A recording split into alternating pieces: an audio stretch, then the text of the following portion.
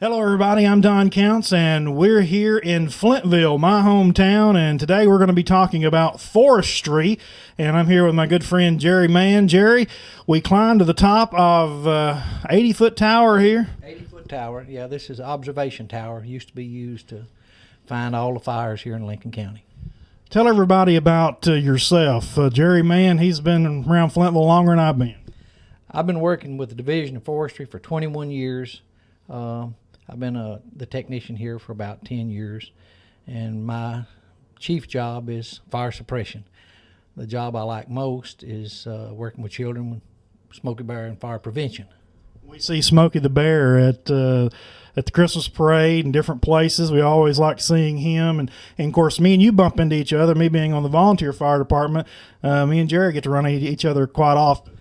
Yeah, we're lucky. We have, I believe, we have 13 different local fire departments in the county here, and of course Don's on the one at Flintville, and we got a real good volunteer fire department all over the county and a good working relation with all of them.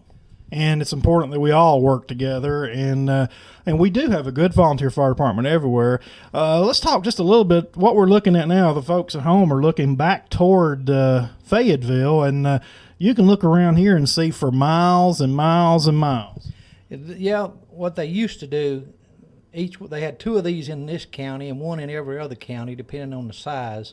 And they would take these, and they would, wherever they saw a smoke, if they saw a smoke, let's say at Mulberry, they would call over to Moore County and have them look, and they'd take this azimuth and turn it around and get the degree where their degree of the smoke was, and the other person would get his, and they'd pull a string across the map and find out where it's at.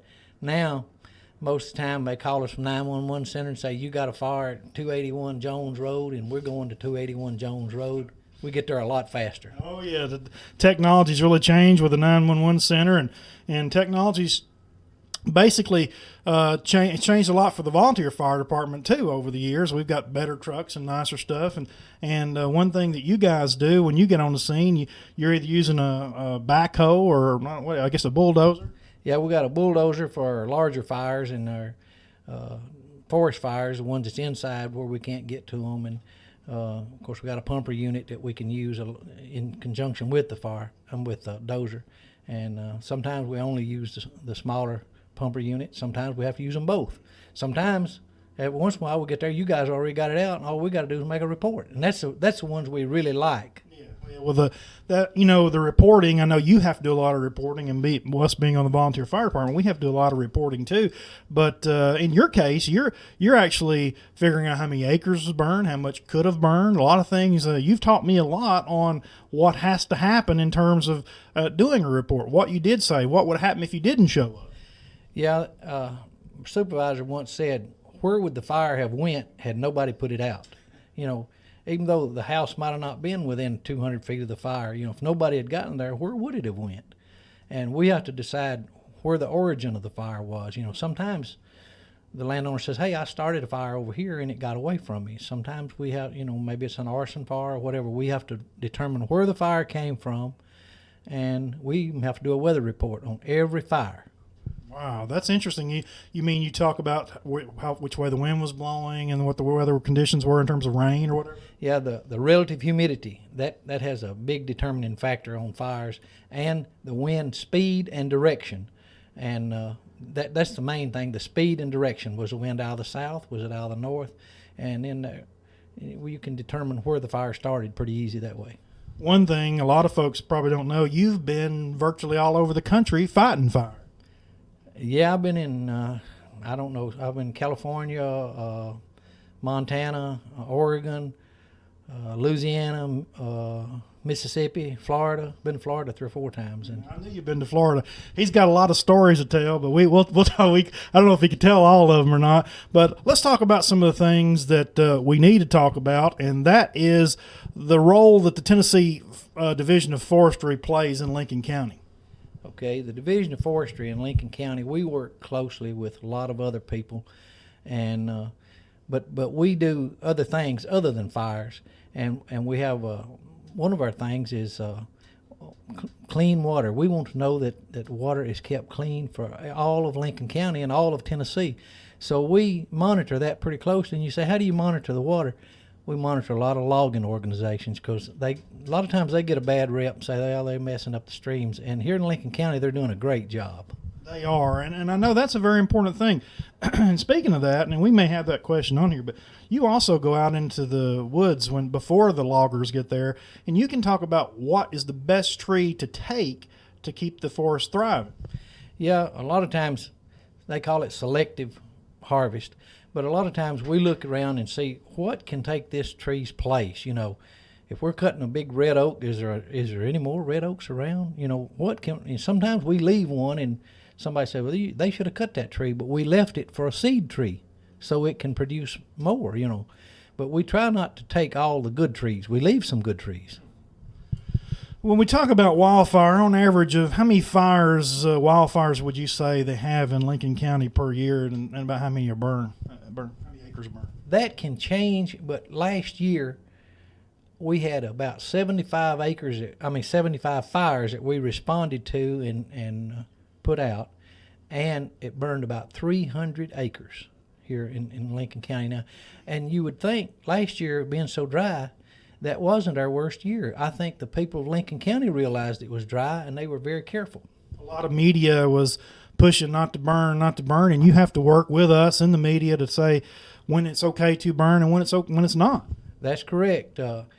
You always need to get a fire permit, so you need to call. Some people say, well, how do I know when I need it? We don't need it year-round. The time you don't need it is from May the 15th till October the 15th.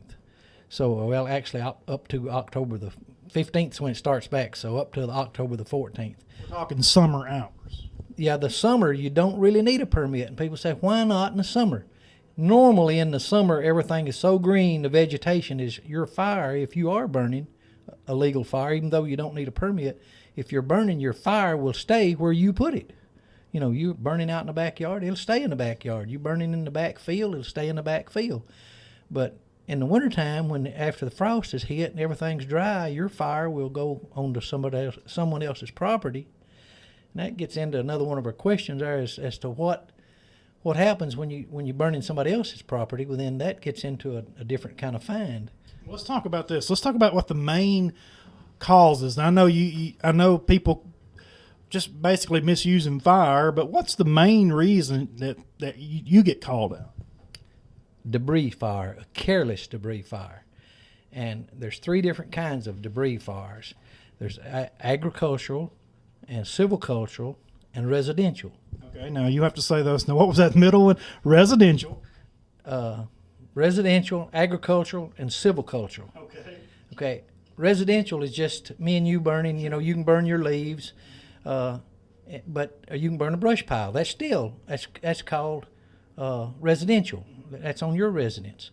Well, that's the agricultural is if you're burning a hay field or a wheat field, and you're allowed to do that because you can burn your own stuff as long as it's one of the products that can be burned. And the things you can burn is things that's still in its natural state, that's woody products like brush, leaves, and vegetation grown on your property. You can burn those things, but you can't burn treated. Even though it's good, it's wood. You say, well, it's wood, but if it's treated in any way, you can't burn it. Painted, varnished, boxes, paper, that's treated wood. It's wood, sure, but it's treated. Wow. Now, the silviculture, that's the big word, but silviculture is if you wanted to burn off your woods, or say the fish hatchery, they wanted to burn off their state land there, and they can. Fire is a tool. It's like a chainsaw. It's a great tool if you use it right, but if you use it wrong, then it's very dangerous. Let me tell you this, folks. I've been at fires before where he comes in and sets a fire to actually back burn, and I'm thinking, I don't really understand that, but I did see you do that one time, and that is amazing. Yeah, that's where the fire, it works in your advantage as long as you're in control of it. That's why when we're called out to a fire, it's when it's out of control or an illegal fire. They don't have a permit. People not staying with their fires. A lot of people set a little fire and then they run to do a little job and intend to come back and they forget about it. And that's a big thing. You're supposed to stay with your fire at all times. So we started out a while ago talking about what causes most of our fires. It's that careless debris fire. Somebody was burning a small fire, and when people call to get a permit, they all say, I'm going to have a small fire. They all start small. Every one of them starts small. But talking about burning, we went to a fire once, and we burned 500 acres and then left and went on to the next fire. We were just making a preparation for a place to stop the fire, and it did stop when it got to where we burned it out.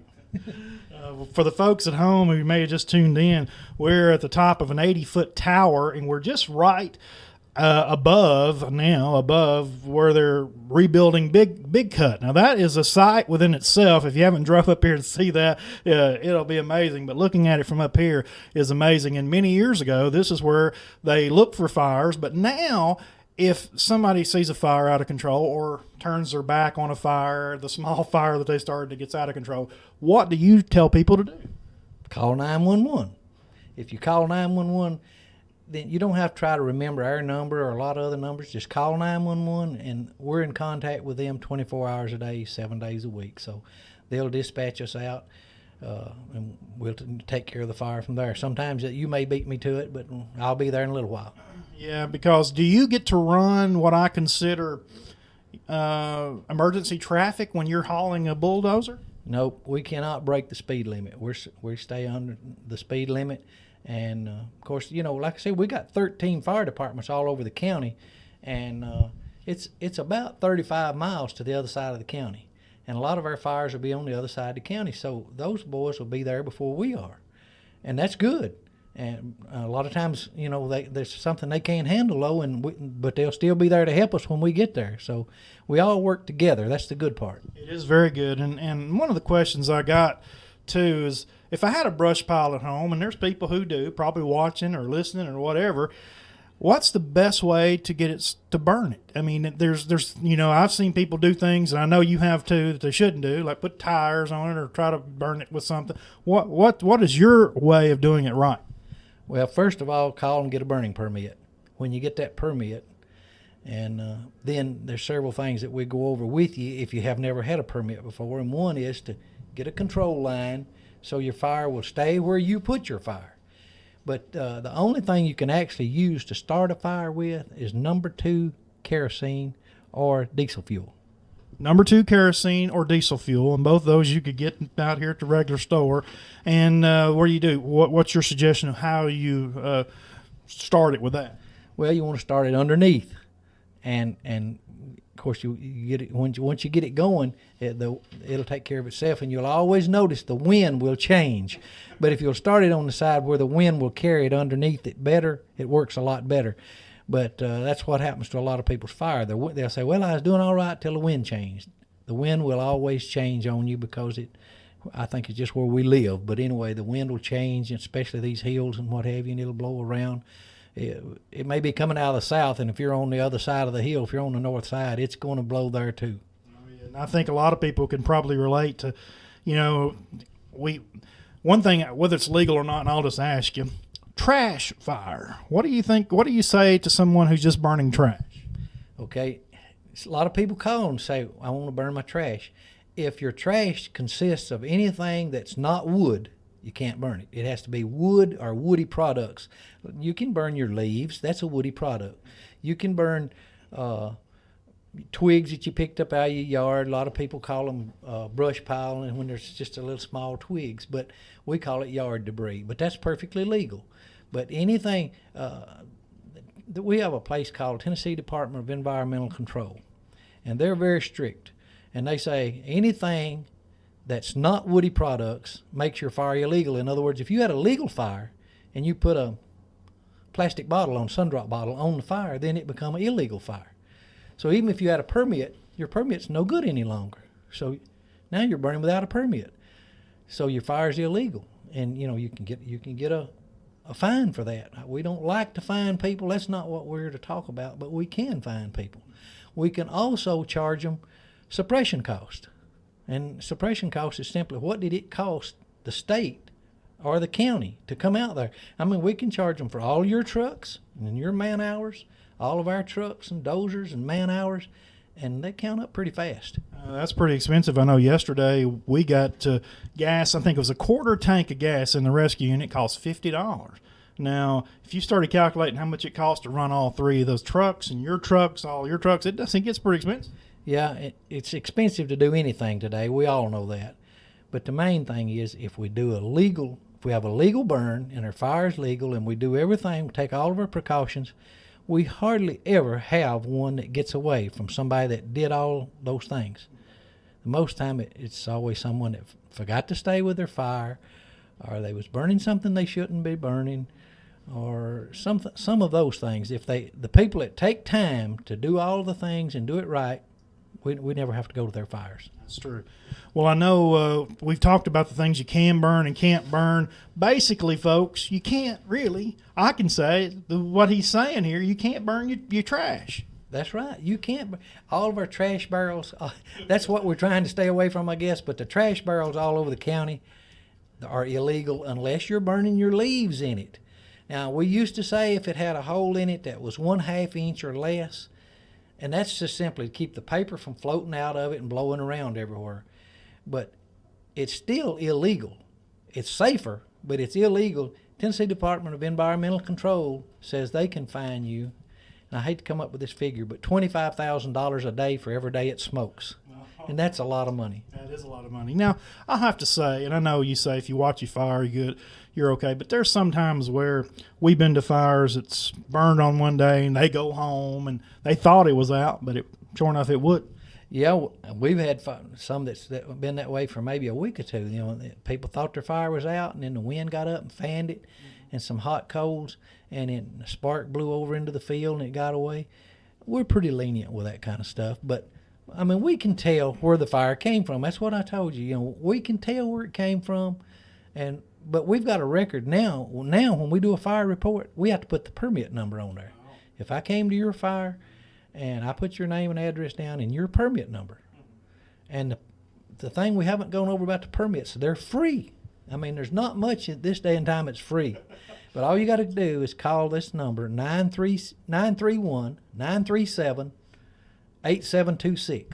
937-8726. Yeah, and that's from 8 to 4:30 on regular work days. We're not here on Saturday and Sunday, and on holidays. We're not allowed to issue them from home. We've done that a time or two and gotten some trouble because we're not allowed to do it. We only publicize we'll do it here, and that's all we're allowed to do. Right. And his number's in the book, so don't call him. Yeah, it's in the book, and we are happy to issue these permits. And I think we issued 8,000 burning permits in Lincoln County.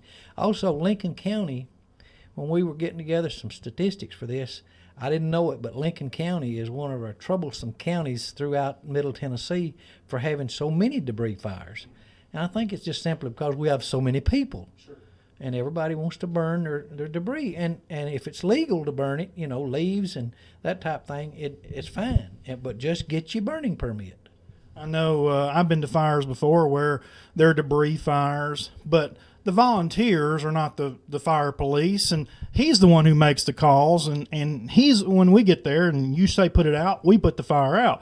But explain to the folks at home about illegal burn and what some of the fines are. What do you normally do? I know you give warning tickets. I try to give a warning ticket if I can. If I'm allowed to give a warning ticket, I will. The first time I don't give but one warning. I'm not allowed to give two warnings. So I'll tell you, you know, hey, if I come back here to you, I'm going to have to give you, and I've had to do it before, and I don't like to do that. But the smallest ticket that you can give is $50. You say, well, what's $50? Well, there's $179.50 that goes with it that you have to add to it. That's court cost. And if your fire happened to have been on somebody else's property, if it got over onto your neighbor, then that gets into a larger fine and another court cost. So every fine goes up a step. A C is the C class misdemeanor is what burning without a permit. Then they have a B, and then they have an A, and the A is the most expensive, and we don't like to write those. And then if it gets on up into, if you burn on someone else's, then you're responsible. You say, well, I didn't care if it burnt my field off. Well, if it burns your neighbor's field off, he might not like that, so you might have to pay him for that too, and you are liable. Everyone who sets the fire is liable for it. Oh, yeah. Okay. Now, if I got some leaves on fire here and it gets out over on your property, you saying I'm liable for your damage? How do you judge that? How do you figure that? How do you figure what cost it's going to cost me because my leaves got out on your property? Well, that can get into a civil matter in court, and we'll let the judge take care of that. But what I'll do, I'll put down where the fire started, and it's pretty simple to see where it started on you. And if you didn't have a permit, you were burning illegal to begin with. And then it gets into whether or not your insurance will help you. So you need to always be sure you have your permits. Have you ever heard of house burning down because of wildfire in Lincoln County? Yes.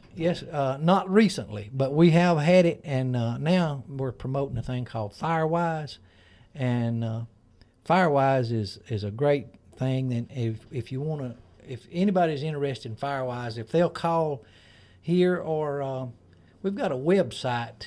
Let's see, the website is firewise.org.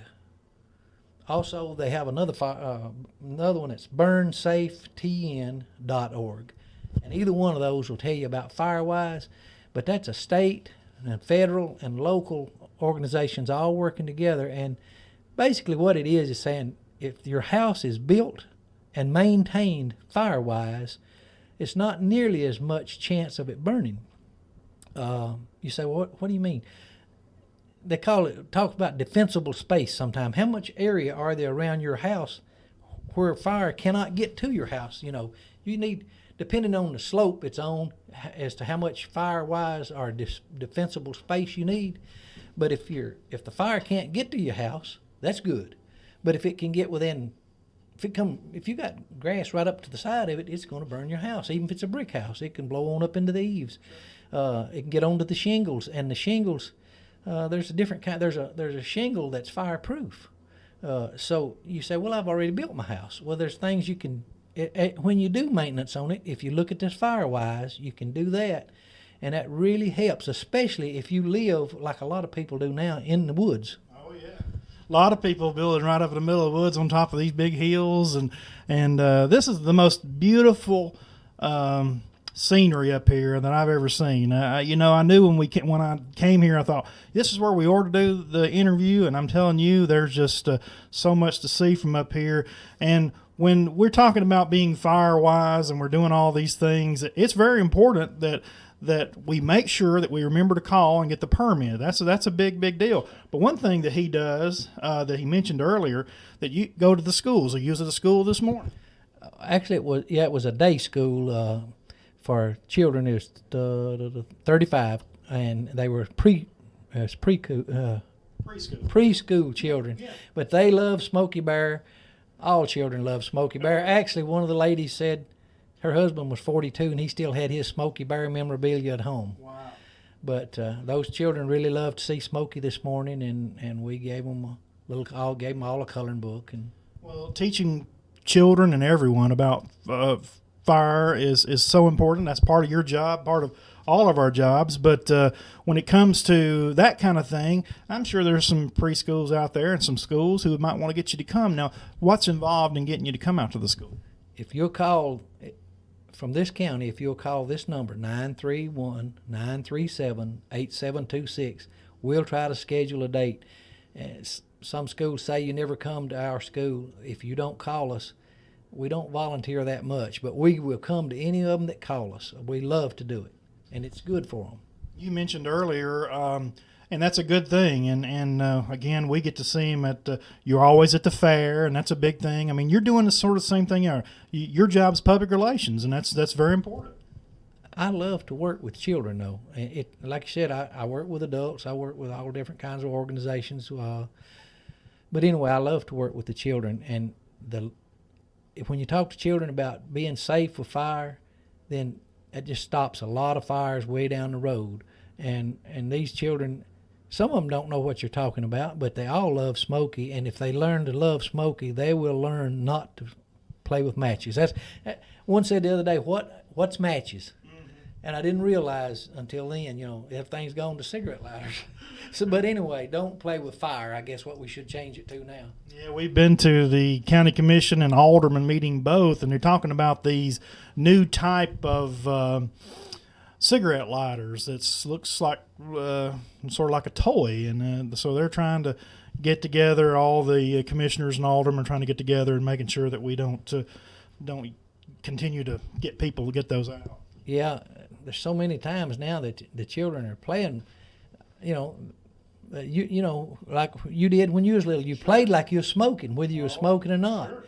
And what we want to just teach them is you can't be Smokey's friend if you play with fire. So that's about as simple as we can put it. But our burning debris is the main thing. If people careless burning debris, and people say, well, I'm not careless of my fire. Well, just stay with your fire, burn what you're supposed to burn, which is woody products, and get your permit before you burn. Like I said, if you've never had a permit before, when you call, you can't get one for a week in advance. You call us the day you're going to burn or the day before, especially if it's on a weekend. You call on Friday or the day before a holiday, and we'll be happy to give you some information and some tips. If it's going to be windy, or if you're going to burn a big field, we'll tell you, hey, how about breaking it up into 2 or 3 sections and not burn it all at once? And if you got some place that's dangerous, burn there first. Don't let it build up speed. Sure. Well, Jerry Mann, I really appreciate this tour, and I appreciate having the opportunity to climb the fire tower, 80 foot, and he beat me up here big time, and I'm telling you what, I was huffing and puffing by the time I get here. But he told me one thing that was important: it's all downhill from here. So We can get down without any problem. we'll see about that.